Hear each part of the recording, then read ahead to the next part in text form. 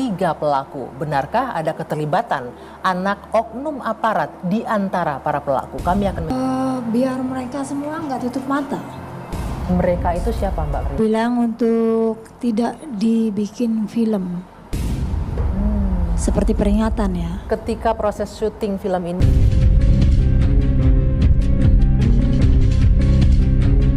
Assalamualaikum warahmatullahi wabarakatuh. Selamat datang kembali di Ujang Halu Channel bagi kalian yang baru menemukan channel ini atau baru berkunjung ke channel ini.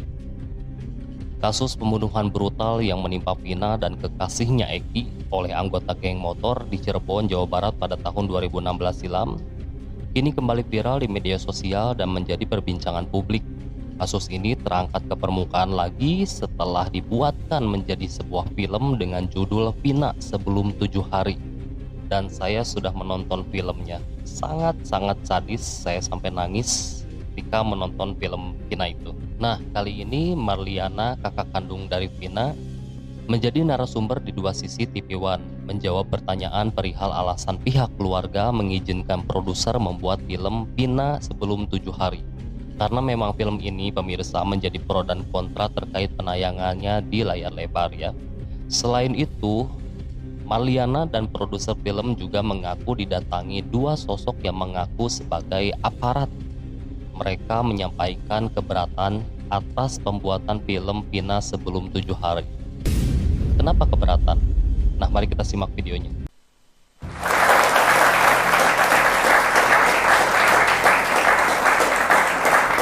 viral di layar lebar, kasus Vina dibongkar. Ini akan menjadi pembahasan saya di dua sisi malam hari ini, pemirsa. Karena memang dua remaja, Vina dan Eki asal Cirebon, menjadi korban pembunuhan pada tahun 2016. Dan pembunuhannya pun berlangsung dengan keji. Kalau kita lihat kasusnya, ada terjadi penganiayaan di sana, ada ruda paksa atau perkosaan di situ dari 11 pelaku terhadap satu korban yang meninggal di sana. Dan kasus ini sudah berlalu 8 tahun. 8 dari pelaku sudah divonis dan sudah menjalani hukuman, sedang menjalani hukuman hingga saat ini. Sementara itu ada 3 pelaku yang masih buron, tidak diketahui keberadaannya hingga saat ini. Apa yang menyebabkan polisi kesulitan untuk mencari ketiga pelaku? Benarkah ada keterlibatan anak oknum aparat di antara para pelaku? Kami akan mencari tahu di dua sisi malam hari ini. Bersama saya, Dwi Anggia. Ya, 8 tahun sudah berlalu, namun kasus ini kembali muncul ke permukaan dan tak tanggung-tanggung disoroti oleh publik di tanah air. Karena peristiwa tragis ini kemudian diangkat dalam sebuah cerita layar lebar. Nah, malam hari ini kami mengundang produser dari film tersebut dan juga sejumlah narasumber lain. Sudah bergabung bersama saya Diraj Kalwani, produser film Vina Sebelum 7 Hari. Selamat malam. Selamat malam, Ibu. Terima kasih sudah hadir. Dan juga sudah bergabung kakak dari almarhum Vina, Marliana. Selamat malam, Mbak Marliana. Selamat malam, Bang Anggi. Terima kasih sekali Mbak Marliana sudah datang dari Cirebon langsung ke sini. Kami sangat mengapresiasi kehadiran Anda di sini. Dan kemudian ada Bung Reza Indragiri, psikolog forensik yang juga bergabung malam hari ini. Bang Reza, apa kabar? Alhamdulillah, sehat Bang. Alhamdulillah sehat ya. Dan nanti juga akan bergabung secara virtual bersama kita malam hari ini Kombes Pol Surawan, Dirkrim Polda Jawa Barat. Baik, saya akan langsung menanyakan ke Mbak Marliana. Ini berita sudah ramai diperbincangkan. Kita juga tidak bisa melupakan bagaimana tahun 2016 kasus yang menimpa adik Anda ini luar biasa mendapat sorotan juga publik dan juga media ketika itu. 8 tahun kemudian tiba-tiba filmnya muncul diproduksi tahun lalu. Jadi pertanyaan juga oleh kita, apa yang membuat Anda dan keluarga akhirnya mau agar kisah tragis yang menimpa adik Anda ini diangkat ke layar lebar? Biar mereka semua nggak tutup mata. Mereka itu siapa, Mbak Mariana? Aparat mungkin ya. Aparat. Oh, oke, aparat. Karena memang 3 pelaku kan sampai saat ini belum ada kabar beritanya. Makanya saya mengangkat film ini biar mereka nggak tidur, mereka buka mata. Ini 3 ini belum ada loh, belum ada kabar gitu. Dari 2016 sampai sekarang? Sampai sekarang tidak ada kabar. Tidak ada kabar. Polisi bahkan nggak mungkin ada update perkembangan penyelidikan? Tidak ada yang datang ke rumah untuk memberitahu perkembangan selanjutnya, tidak ada. Tapi di beberapa wawancara saya sempat menyimak Anda menyebutkan sempat didatangi juga oleh aparat. Iya, itu kemarin. Yang pas proses syuting itu. Pas proses syuting, saya didatengin 2 orang. Dia mengaku sebagai aparat. Dia bilang untuk tidak dibikin film. Seperti peringatan ya. Ketika proses syuting film ini. Ya, ketika proses syuting. Oke, sebentar saya ke Mas Dira dulu. Film ini disyuting kapan? Diproduksi kapan? Tahun lalu. Tahun lalu 2023. 2023 ya. Oke, ketika itu Anda sempat mendapatkan juga nggak peringatan seperti yang dialami Mbak Maria? Jadi saya dengar dari tim saya, kebetulan saya lagi di Jakarta ketika syuting lagi jalan. Pertama ke rumah Ibu Marliana dan dari pihak Ibu Marliana bilang udah ke lokasi syuting aja.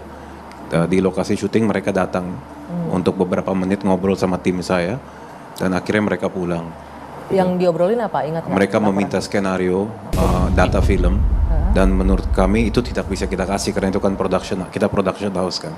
Mereka datang membawa surat tugas nggak? Tidak membawa surat tugas. Oke. Dan mereka langsung pulang. Oke. Sedangkan ke Mbak Marliana apa yang disampaikan oleh petugas saat itu, Mbak? Cuman kayak gitu aja sih. Harusnya jangan dibuat film.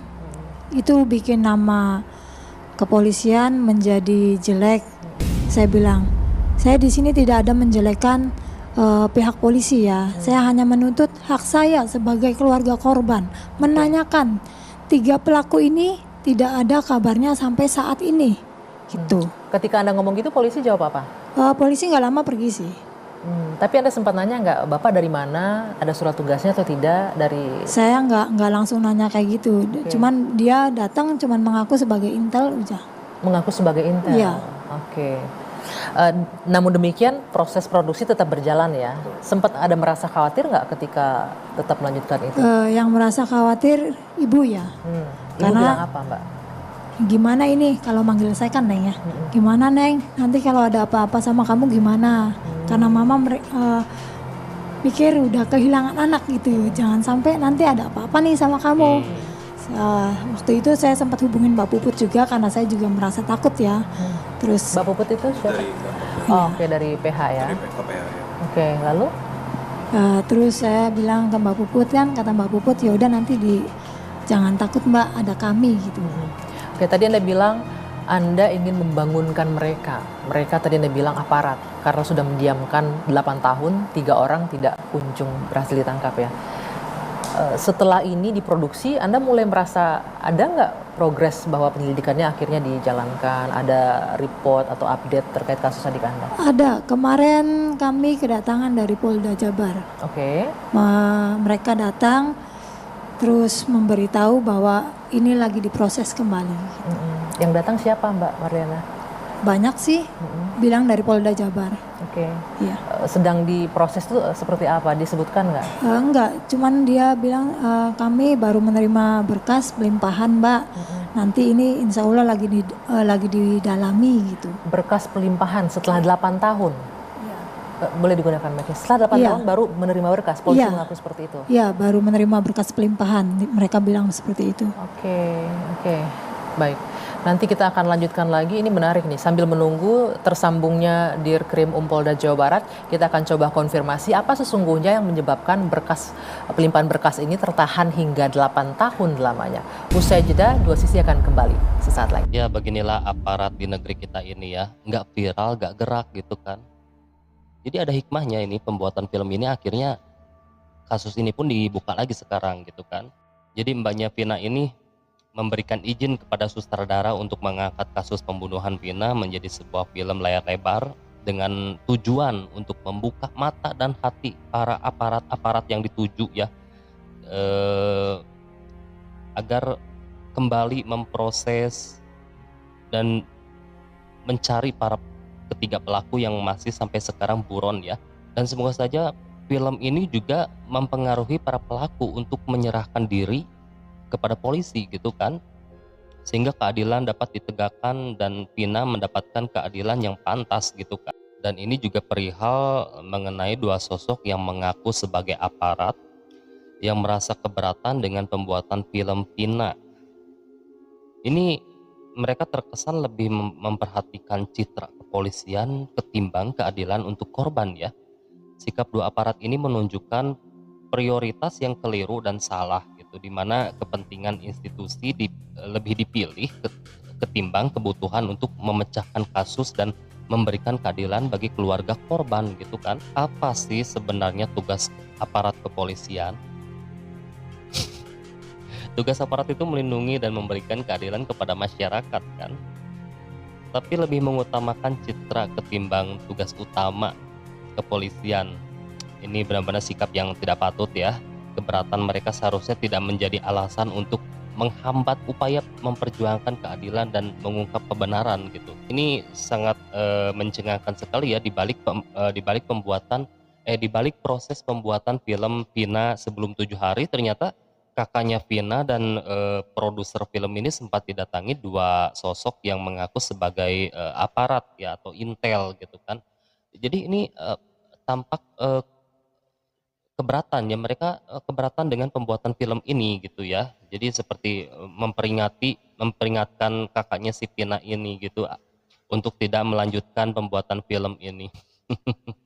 Jadi kita muncul asumsi-asumsi lain ya kepada aparat kepolisian jadinya gitu, kalau melihat gelagat mereka yang merasa keberatan dengan pembuatan film ini gitu. Nah, tinggalkan pendapat kalian. Ujang Halu pamit, terima kasih sudah mampir.